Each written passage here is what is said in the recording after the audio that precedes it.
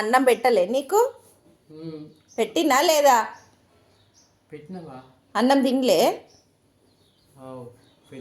మర్చిపోయినవా? పెట్టినవు. చిన్నపిల్లకి స్నానం పోసి వస్తుంది పోతున్నా అని చెప్పినా? చెప్పినవు. అన్నం పెట్టి పోయినా? మరి మర్చిపోయినావు అప్పుడే? మళ్ళీ స్నానం చెయ్యి అంటావు, చేపి అంటావు. మరి స్నానం చేపియలే నీకు? చేపించిన్నా?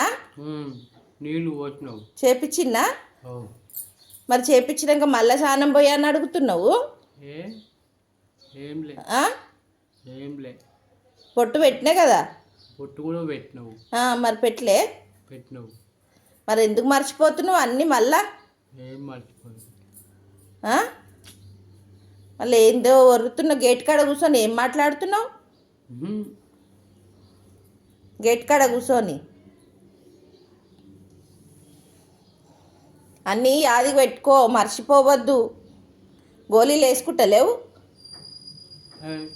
ఇస్తూనే ఉన్నావు, వేసుకుంటూనే ఉన్నా. ఇస్తూనే ఉన్నావు, వేసుకుంటూనే ఉన్నావు. మరి ఎందుకు మర్చిపోతున్నావు మరి అట్లా? ఏం మర్చిపోలేదు. చూడండి ఫ్రెండ్స్, ఇట్లా మర్చిపోతున్నాడు, మతిమరిపి అవుతుండే. ఇందాకనే స్నానం చేయించి బట్టలు వేసి అన్నం కూడా పెట్టిన, తిన్నాడు. నేను స్నానం చేస్తున్నా ఒకటే అరుస్తున్నాడు, నాకు వేడి నీళ్ళు పోయి అని అరుస్తున్నాడు. తినబెట్టిన ఇందాకనే, మళ్ళీ తిన్నది కూడా మర్చిపోయిండు.